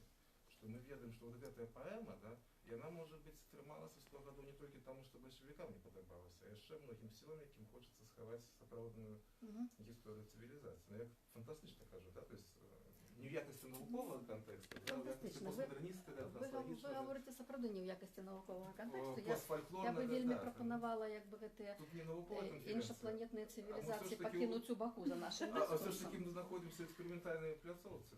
Так, але ми все ж таки, видите, з одної простої причини я хочу вивести гэта з нашого дискурсу, з причини абсолютно неверифікабельності. Тому мы не будем про гэта говорить. Мы не будем як бы казаць, что гэта было, мы не будем казаць, что гэтага не было, мы это просто вынесем за дужки всей нашей гаворки. Что, на мою думку, істотно тое, что вы говорите, гэта сапраўды традыцыя, это традыцыя старажытная чаму? А яна настолькі старажытная, наколькі старажытная канцэпцыя нараджэння свету на зімовы сонцаварот. Яе прасачыць, зноў-такі далей там за 5000 гадоў мы не можем. Мы не можем, мы просто навукова мы не маем права про гэта казаць. Мы не верифікуем, мы не ведаем, ці было гэта ў 7 тысячагоддзя до нашай эры. Мы не можем про гэта казаць. Мы можем казаць про 4-3 тысячагоддзя до нашай эры. То есть тое, што в аглядзе нашай свядомасці, тое, што мы можем пабачыць. Мы можем сабе прыдумаць все, што хочам. Дарэчы, цяпер все гэтыя ідэі пра культавасць, існавання культавасці рэлігіі там у 9-12 тысячагоддзях, то, што мы в раскопах маем, яны цяпер вельмі падвяргаюцца сумневу. Цяпер вельмі моцна тое, што яшчэ там 10 гадоў таму мы не сумняваліся, што гэта там самыя старажытныя культавыя пабудовы, якія там 11 тысячагоддзя до нашай эры Турцыі. А цяпер это вельмі падвяргаецца сумневу. Хто сказаў, што яно культавае? То есть ёсць іншыя варыянты. Хто сказаў, што гэта вотыўныя, ахвярныя скульптуркі, якія мы знаходзім. Таму мы гэта як бы пакінем. Мы не будем зараз ісці ні в парамідалогію, ні в параегіпталогію, якби это не наша цяперашняя задача. Може яшчэ пытанне, прабачце, я як мадэратар, можа хто яшчэ не хацеў задаць, вот 2 чалавека ўжо абазначыліся сваю цікавасць, калі ласка. Смелей. Смелей. Смелей. Я бы Як хотела от і- так само от вас еще почуть, что вы еще купали Ага. почули. Ага, ну. Ну. Не на кут купала, она Ага. просто думка. Бачу, що концепція створення світу, і вона виразно розпадається на дві плині. Створення світу з темного початку, як темат, і зі світлого, як Христос, як Бог, який був порізаний на кавалки своїм братом Сетом. Яны сходятся в одну. Я не Ну, согласна, в Египет, знов таки Египет лепш не чапать, потому что у Египте 5 космогонічних історій реальних. Вот. І Сет якраз туди не виходить, теж у сторону світі відбувається. Но ми не будемо зараз просто. От я пропоную якби єгипетські, 5 єгипетських концепцій світу забойство Бога, покинуть. забойство світлого Бога і забойство темного Бога. Ось я это понимаю на увазі. Это не в забойстве тут іде. Речь іде там якраз у Єгипті, у Месопотамії основна концепція створення світу – це створення праз нарадження. Гэта найбольш часта ўжывальная канцэпцыя. Месапатамія навогуле дамінантная. І ў гэтай гісторыі супадае ў стварэнні праз нараджэнне супадае вот гэтая касмаганічнасць і антрапалагічнасць. Яны супадаюць. І гэта для нас вельмі важна, таму што гэта таксама якраз гэты калядны момант супадзення розных пластоў свядомасці, розных пластоў уяўлення свету. І гэта вельмі, вельмі істотны момант. Іншая рэч, што ёсць альтэрнатыўныя гісторыі, от як гісторыі стварэння свету з мёртвага, з забітага монстра, калі вы гэтай гісторыі прасочваеце на пачатак, скажам, адкуль бярэцца Мардук, так, адкуль бярэцца Тыамат. Так, і вы выходзіце зноў тую гісторыю, што калі яшчэ нічога не было, калі яшчэ і боствы не праявіліся, і лёсы не былі напісаны, а былі толькі Апсу і Тыамат, і змешвалі разам свае воды. І вот оно зноў мы выходзім у тое самае стварэнне праз нараджэнне, але стварэнне праз нараджэнне не толькі не супярэчыць, а як ёсць іншым баком, іншай гранню стварэння, пра якое я казала на самым пачатку, матывацыі стварэння. Так, яна таксама вельмі моцна прагаворваецца ў старажытных тэкстах, вельмі моцна прагаворваецца праз тое, што гэта вот гэтае вось это трымценне, это жаданне, вот, і тады вот гэтае абсалютнае нішто стварае свет і стварае розным чынам. І вот эта бінарная светабудова, якая вельмі ўласціва якраз індаеўрапейскай традыцыі, вельмі просто абсалютна вот працінае всю беларускую традыцыю, яна хутчэй гаворыць пра момант стварэння, як это як распад цэлага на дзве паловы, паведна пярунны лес. Ну, это вялікая Цікава, пакуль як вы думаеце яшчэ над пытаннямі, я свой невялічкі каментар падрадковую заўвагу наконт фальклору 19 стагоддзя. Вось, і вот калядаў, дзядоў, да, то есть тое, што ты гаворыш як бы пра перыяд ад дзядоў да калядаў, як пра перыяд міжчасця такого, да? Это фантастычна цікавы ключ да міцкевічаўскіх дзядоў.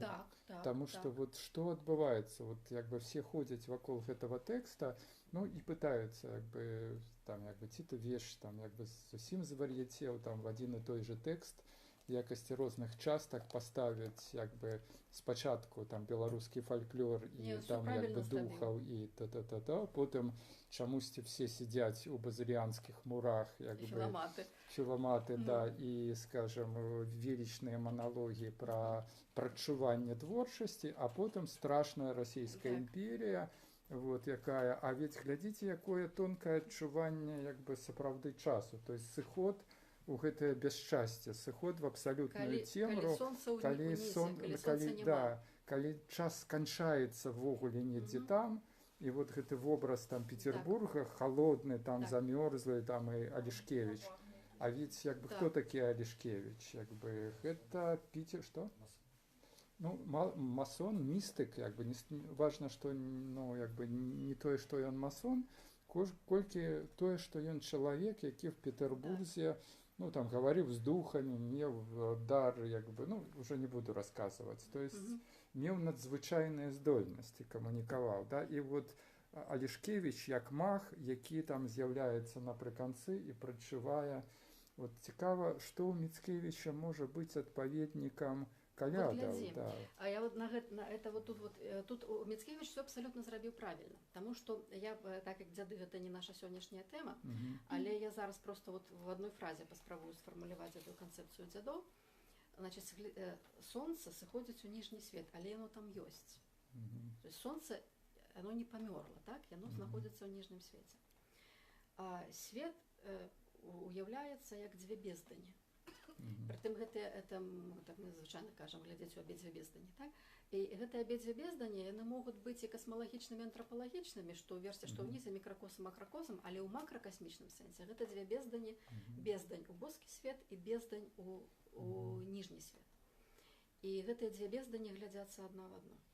І тады паўстае яшчэ вот у гэтай гісторыі ёсць сонца, якое знаходзіцца ў ніжняй бездані, бачнае толькі ведушчаму, тому што ёсць ведушчы. Калі той, хто ведушчы, ён бачыць, той, хто бачыць абедзве бездані. І вот калі ты ведушчы, і вот это якраз Міцкевічаў варыянт, ведушчы бачыць сонца заўсёды. У ведушчы, калі сонца не ведушчае, сонца не бачыць, таму што яно ў ніжняй бездані, а ведушчы ўвесь час бачыць абедзве бездані. І адпаведна ён бачыць эту ніжнюю бездань, сонца яму свеціць. То есть сонца ведушчаму сонца свеціць заўсёды. А сонца гэта ідэальная, это вот такая агульная касмалагічная канцэпцыя праяўленага свету. То есть сонца робіць все бачным.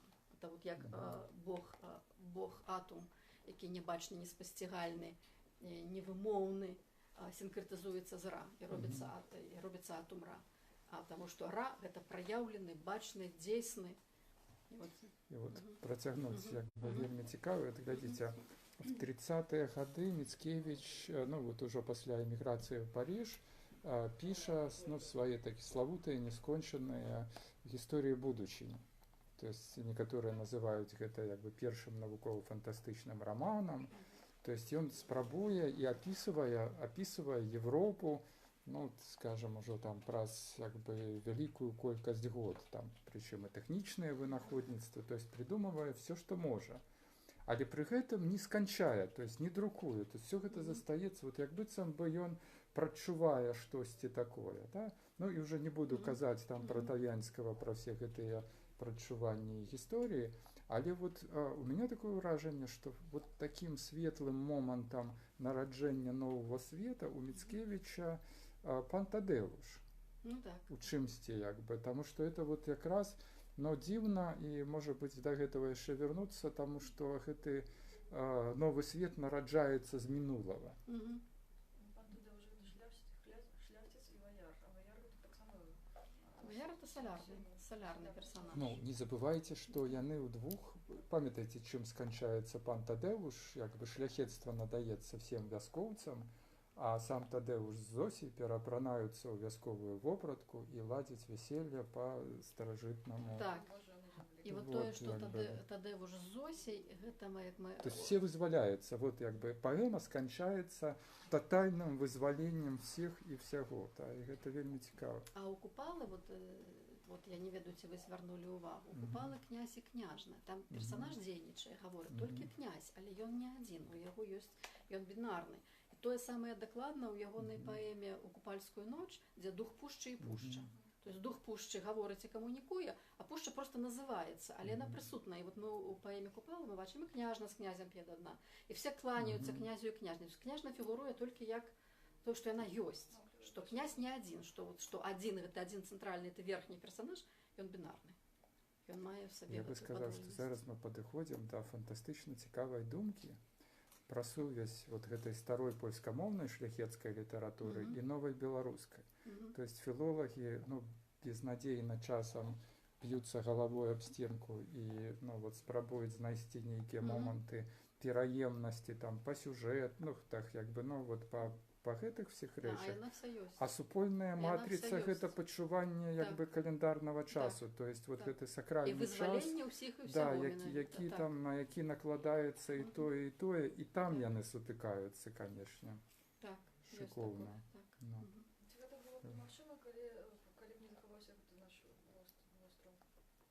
Фальклор, да. Немагчыма, таму што вот Ірына казала пра Шэйна, а я паколькі читаю романтыкаў сваіх улюблёных, то я магу дакладна сказаць, што звар'яцелы Даленга Хадаковскі Так. в 18 годзе пачынае як бы ездзіць па гэтых хатах, бярэ па вёсках, бярэ все магчымыя лісты, там як бы і ад Румянцева, ад універсітэта спрабуе браць.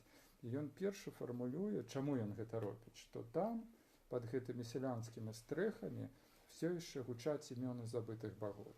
То есть вот это вот сакральное адчуванне, то есть не просто вот як для Снедэцкага там як бы гаворкі глупых бабаў, да, як бы вот ён назваў праект Хадаковскага, а вот это вот утоены сакрум, да, і романтыкі яны першыя выдралі фальклор вот, ну, вот з нейкай такой як бы тоеснасці самому сябе, тоеснасці як бы сацыяльным, да? То есть ён перастаў быць проста гміннай паэзіяй і стаў, ну, вот як бы чымсьці касмічным. Ну так, іх же ж было много збіральнікаў фальклору, там Кефаровскі, Сершпутовскі, это ж супер, іх много было, але чаму яшчэ я не згадала, це просто сістэму з гэтага робіць. Што ён просто ставіць збор фальклору на сістэмную аснову. Как вот все паўсюль пазбіралі. Мы манополізавалі гутарку, яшчэ пытанні, можа быць, якія? Примушайте. Вы там так притихли. Про инопланетян больше не дозволю. Пробачьте. Да, про Египет не будем.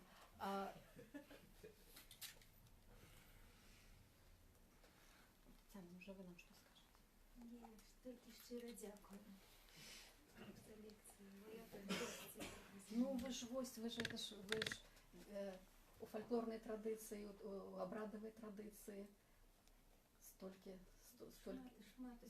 ведаеце, так. Просто праз ваше слово глядзіш на вось гэтую вельмі багатую фольклорную традыцыю трошку іншымі вачыма. Тому шчыра дзякую. Ну што, ну тады калі няма гутарак, а Кудовіч сышоў, ён хацеў дакладна даведацца, што Елена Куццё, але ён сышоў, таму ён не даведаецца. Вот, а просто што сапраўды гэта... Тут можна вельмі шмат што гаварыць. Вот мы, напрыклад, мы цалкам упусцілі, вот вы Дзеда Мороз назвалі, Святога Міколу назвалі, я яго зусім выпусціла. Потому што гэта таксама велізарная гутарка пра Святога Міколу. Ну гэта вот просто вот ён будзе впісаны ў гэтую ж традыцыю, но не хочацца вот таксама вот ускладняць нашу гэту всю вельмі простую касмаганічную схему, ускладняць дэталямі. Слухай, я думаю, что вот гледзячы на все гэта, просто хочется прапанаваць табе чытаць лекцыю в кожныя такія як бы моманты, то есть спрабаваць як бы падвоіць, то есть закласці традыцыю, сустракацца в пэўныя вузлавыя моманты в гэтым календарным часе, з тым, каб такую герменэўтыку часу, да, раскласці гэту всю эту касмалагічную традыцыю, раскласці, каб усім было відаць, это можна. Вот мы тады з вами в гэтым этнаграфічным таварыстве, мы тады больш на гэту Юр'ю Цмока, вот на гэтым акцент рабілі, так? Да, можно, потому что это... Ну, только что на улетку, на купальне, кто у нас на лекцию пойдет? Ну, хотя бы записать. Можно на поветрі. Можно и на поветрі. Можно и на поветрі. Бачите, можно я... У меня была самая моя любимая колядная лекция пару годов тому, когда мы варили збіцень и спявали песню. То есть это ж можно еще это показать, як оно робится.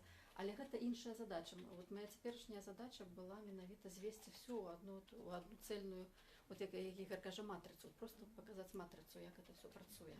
І чаму яно менавіта так. Вот калі вы гэта усвядоміце, то вам все астатняе будзе просто, все астатняе потрапляе ў сваю сістэму, потрапляе на свое месца ў гэтай сістэме і робіцца субсістэмай. Все набывае свой адзіны кантэкст, а кантэкст адзіны, іншага няма у нас. Што ты, сябры, дзякуй, што прыйшлі, пераходзім да нефармальнай камунікацыі, калі хто, да, як бы пытанне задаць. Ну все, дзякуй всім.